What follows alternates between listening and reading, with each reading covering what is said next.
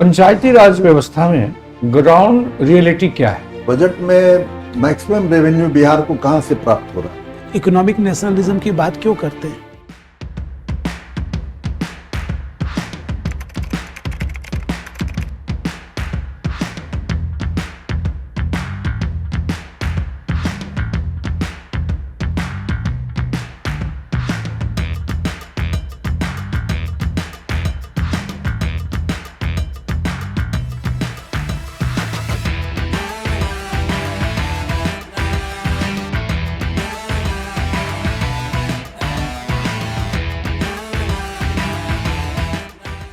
आइए बैठ जाइए। Good afternoon.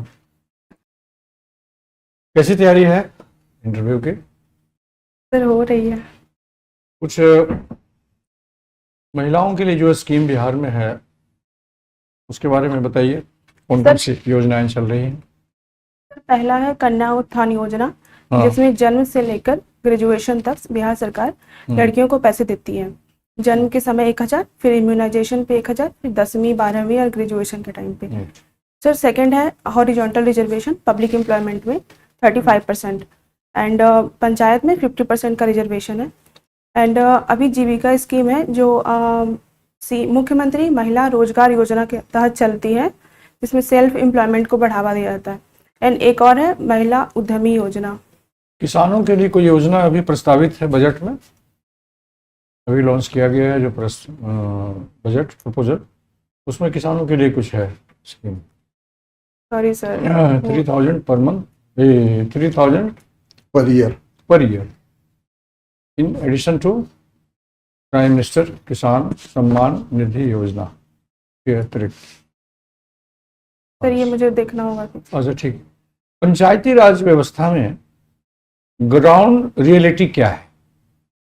जमीन पर है वहाँ की, उसमें कुछ सर कहीं कहीं पे कमियां हैं, जैसे सरपंच पति राज का प्रॉब्लम है। एंड टोकन के वे में सिर्फ वुमेन को खड़ा कर दिया जाता है एंड जो उनके हस्बैंड होते हैं वही रूल करते हैं। बीएस में आप जाएंगे, आपको डीएम साहब भेज देंगे कि एक पंचायत समिति की मीटिंग अटेंड करके आइए। वहाँ बैठे हुए हैं पंचायत पति, मुखिया पति, वार्ड पति, प्रमुख पति। क्या करेंगे आप? सर मैं उनको बोलूँगी कि जो जनप्रतिनिधि हैं, जो महिला वहाँ की हैं लीडर, उनको भी वहाँ पे लाया जाए। एंड अगर वो नहीं मानते हैं तो मैं कुछ कार्रवाई करूँगी। ये तो गलत है। तो कार्रवाई करने के लिए आप अधिकृत होंगी तब ना। आपको तो भेजा गया है सिर्फ वहाँ अटेंड करने के लिए, क्योंकि मुख्यालय आपका प्रखंड तो है नहीं, मुख्यालय आपका जिला है। सर मैं इस बारे में आके सीनियर को अपने बताऊंगी कि ऐसा वहाँ पे है। साक्षरता कितना प्रतिशत है बिहार में? सर 71.2% है। अच्छा, 70? सॉरी सर, 61.8% है। ये तो महिलाओं का मतदान आपने बता दिया है ना। और वन नेशन वन इलेक्शन होना चाहिए कि नहीं? यस सर, इससे एक रामनाथ कोविंद की जो कमेटी बताई गई थी, उन्होंने बताया कि अगर ये लागू कर दिया जाता है तो अगले ही साल 1% जीडीपी में बढ़ोतरी हो जाएगी। एंड इससे जो लॉ एंड ऑर्डर की समस्या होती है, बार बार मॉडल कोड ऑफ कंडक्ट जो लगते हैं, उसमें भी कमी आएगी, तो गवर्नेंस ज़्यादा काम कर पाएगी। समय की बचत होगी। हाँ सर, समय की बचत होगी। बॉटनी आप पढ़ी, बताइए कुछ ऐसे भी वृक्ष हैं जो 24 घंटे ऑक्सीजन देते हैं? यस सर, पीपल का ट्री देता है सर, एंड नीम एंड बरगद।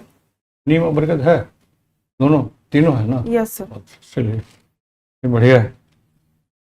रात में पेड़ के नीचे सोने से बुजुर्गों ने मना किया था, रात में नहीं सोना चाहिए पेड़ों के नीचे, क्यों? यस सर, रात में जो ट्रीज होती हैं वो फोटोसिंथेसिस नहीं करती हैं, रेस्पिरेशन करती हैं, तो उसकी वजह से वो लोग भी कार्बन डाइऑक्साइड रिलीज करती हैं।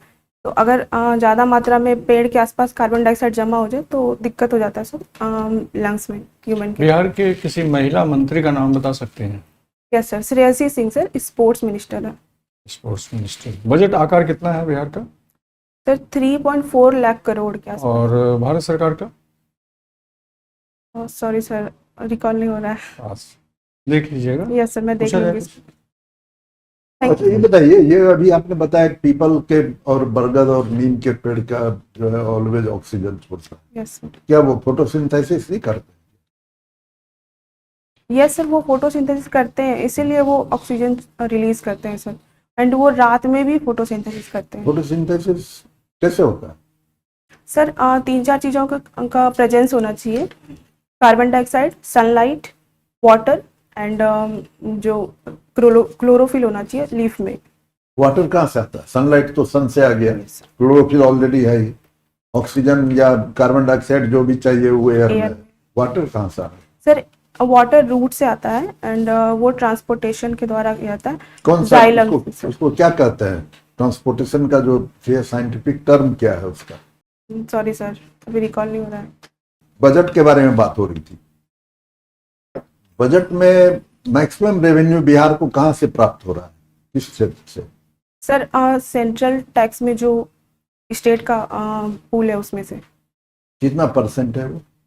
सर बिहार में कितना परसेंट है? बिहार को कितना Sorry, परसेंट और भी किसी मद में मिलता है सेंट्रल गवर्नमेंट से? यस सर, ग्रांट मिलता है। ग्रांट मिलता है। ग्रांट कितना परसेंट है? सर परसेंट याद नहीं है, बट वो तीसरे नंबर पे है। एक 44% है, एक 14% है, Yes, sir. लगभग 60% जो है वो ग्रांट सेंट्रल गवर्नमेंट का शेयर है इसमें। Thank you, और sir. भी अन्य मदों से आता है कुछ कुछ। सबसे अधिक राशि किस मद में खर्च करने का प्रोविजन है इसमें? सर एजुकेशन में। एजुकेशन में। सेंट्रल गवर्नमेंट में? सर ये देखना होगा मुझे सर। सेंट्रल गवर्नमेंट का भूल गई है, 1.5 दिन हो गया इसलिए। अच्छा चलिए कोई बात नहीं। अभी जो ट्रेड समझौता हुआ या हो रहा है, प्रोसेस यस। चल रहा है अमेरिका के साथ, उसमें तरह तरह की बातें आ रही। कुछ लोगों का कहना है कि ये इसमें घाटा हो गया भारत को, कुछ का कहना है कि नहीं इसमें भारत के लिए फायदेमंद है। आपकी राय में क्या लगता है? सर मुझे लगता है ये फ़ायदेमंद है, क्योंकि टैरिफ को ट्रम्प एडमिनिस्ट्रेशन ने कम किया है, अभी 18% पे है। एंड एग्रीकल्चर मिनिस्टर ने कल ही बयान दिया था, श्री शिवराज सिंह चौहान ने, कि ये एक एग्जाम्पल है डिप्लोमेसी एंड डेवलपमेंट का, जो इंडिया को ट्रेड को और आगे बढ़ाएगा एंड बायलैटरल ट्रेड को और बढ़ाएगा तो यूएसए के ये साथ। जो टैरिफ तो कुछ दिनों से, एक साल के लगभग से 50% के करीब हुआ था। यस। इसके पहले टैरिफ क्या था? सर पहले शायद नहीं, याद नहीं है मुझे सर अच्छे से। लोगों का कहना है कि 0% था, वो अभी 18% देना पड़ रहा है। इसी को लेके लोग कह रहे हैं कि इंडिया झुक गया। Sir yes sir, but sir फ़ायदा भी हुआ है। पहले 50 था तो उस पे 18 पे आया है, और थोड़ा अनप्रिडिक्टेबल है कि वो कब किस पे फिर से टैरिफ लगा दे, तो उसके हिसाब से ये हमारी एक तरह की जीत है। तो ये बलूचिस्तान का इशू अभी क्या है? पाकिस्तान और बलूचिस्तान का जो चल रहा है वहाँ, क्या इशू है? इसका बेसिक बेसिक कारण क्या है? सर इथनिक कारण है। जो पाकिस्तान है वहाँ पे सुन्नी मुस्लिम रहते हैं, एंड जो बलूचिस्तान है वहाँ पे मेजोरिटी जो है वो सिया का है। तो वो लोग डिमांड कर रहे हैं कि उन लोगों को अलग से देश बना दिया जाए। बेसिक कारण यही है। सर अभी मुझे यही याद आ रहा है। अच्छा चलिए ठीक है। अच्छा इसको ये मैं पढ़ लूँगी बताइए, सर। अफगानिस्तान और इंडिया का रिलेशन किस तरह का? सर ट्रेड है, एंड जो गवर्नमेंट है वो तालिबान के साथ डील कर रही है ताकि बायलैटरल टाइज अच्छे हो, एंड स्ट्रेटेजिक पार्टनरशिप अभी नहीं है वहाँ पे। सर अभी मुझे यही रिकॉल हो रहा है। मान्यता दी है गवर्नमेंट को इंडिया? सर ये मुझे नहीं पता, लेकिन मुझे जहाँ तक याद आ रहा है अच्छा सर, छोड़िए, ये नहीं जाने दीजिए इसको। ये बताइए, चाइना और इंडिया के बीच अभी एक प्रॉब्लम क्रिएट हो गया, आइडिया है इसके बारे में? यस सर, वो क्या लद्दाख में जो एक टेरिटरी पे उन्होंने क्लेम किया है कि मेरा है। क्या बेसिस है उनके क्लेम पर? सर वो जॉनसन लाइन को एंड सर जो जॉनसन लाइन है, एंड इंडिया दूसरे लाइन को मानती है सर, जो लाइन ऑफ एक्चुअल कंट्रोल है, एंड चाइना दूसरे लाइन को मानती है। अच्छा, बिहार के किसी महिला मंत्री का नाम बताएंगे? Yes sir, Shreyasi Singh sir sports minister है, and Lesi Singh sir, food and central commerce. Government के किसी महिला मंत्री का, सीतारमन को छोड़। Sorry sir. अभी आप वुमेन रिजर्वेशन की बात कर रही थी, 35%। ये तो केवल बिहार के लोगों को ही मिलता है ना। Yes sir. और कॉन्स्टिट्यूशन में प्रोविजन है कि जो रेसिडेंस से रिलेटेड कोई भी लॉ स्टेट गवर्नमेंट नहीं बनाएगी, वो बनाने का राइट पार्लियामेंट को है। तो फिर ये प्रोविजन कैसे किया गया? सर इसके बारे में मुझे देखना होगा थोड़ा। ठीक है, 125 यूनिट्स जो बिजली है वो सबको फ्री दिया गया। Yes sir. तो क्या ये आर्टिकल 14 के अगेंस्ट है? नहीं सर, अगर सबको दिया गया है तो आर्टिकल 14 के अगेंस्ट तो नहीं है। ये 1991 में हम लोग इकोनॉमिक लिबरलिज्म की बात करते थे, पूरा विश्व कर रहा था उस समय, हम स्वदेशी की बात करते थे तो लोग इकोनॉमिक लिबरलिज्म की बात। आज हम लोग इकोनॉमिक लिबरलिज्म और ग्लोबलाइजेशन की बात कर रहे हैं तो यूएस जो है वो आपका स्वदेशी का बात कर रहा है, इकोनॉमिक नेशनलिज्म की बात कर रहा है। क्या कारण है कि हम लोग हमेशा दूसरे से गाइड होते हैं, हम लोग खुद अपना जो पॉलिसी है वो खुद तैयार नहीं करते? क्या ये सही है? सर इंडिया अपने हिसाब से देखता है कि उसको क्या ज़रूरत है कब। एंड यूएसए जो है सर वो पहले से डेवलप्ड कंट्री है, बट इंडिया अभी थोड़ा डेवलपिंग स्टेज में है। इसके लिए इकोनॉमी को 1991 में खोलना उतना सही नहीं था, बट फिर भी आईएमएफ के अंदर उन्होंने खोला। बट अभी इंडिया मल्टीलेटरलिज्म पे बात करता है, इसीलिए चाहता है कि ग्लोबलाइजेशन बढ़े। बट यूएसए प्रोटेक्शनिज्म को फॉलो कर रहा है, जिसके कारण वो टैरिफ रहे। तो सर इंडिया का अपना पॉइंट ऑफ व्यू है, अपना इंटरेस्ट है, एंड यूएसए का अपना इंटरेस्ट है। नहीं, मेरा तो मानना ये है कि ये दूसरे से गाइड हो रहा है। यहाँ का जो पॉलिसी है वो पॉलिसी कहीं और से निर्धारित हो रहा है।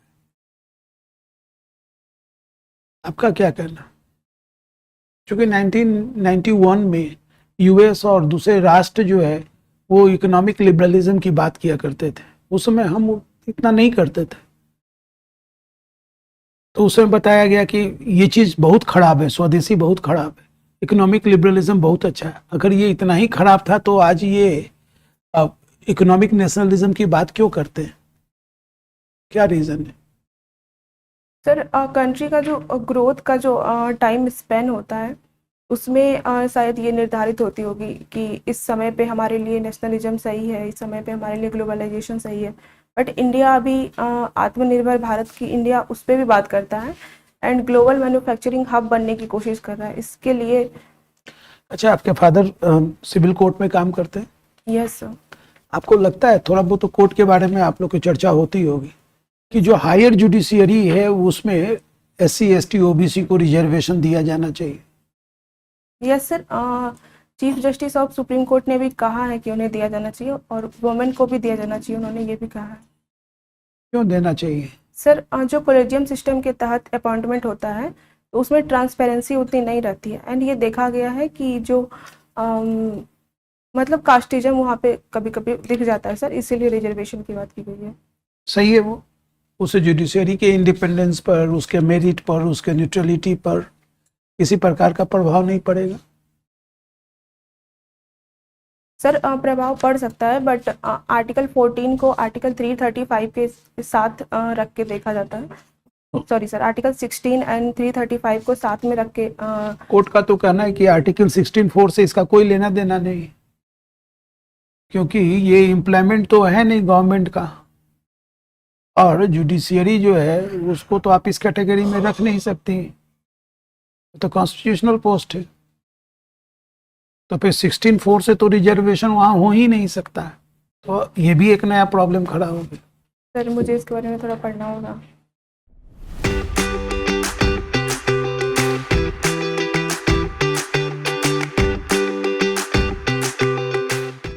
नर्वसनेस को बिल्कुल किनारा कर दीजिए, कल सुबह से ही, ठीक है ना, उसका सूर्यास्त हो जाए।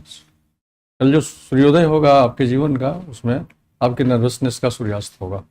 कॉन्फिडेंस लेवल सूर्योदय की तरह प्रज्वलित होगा, है ना।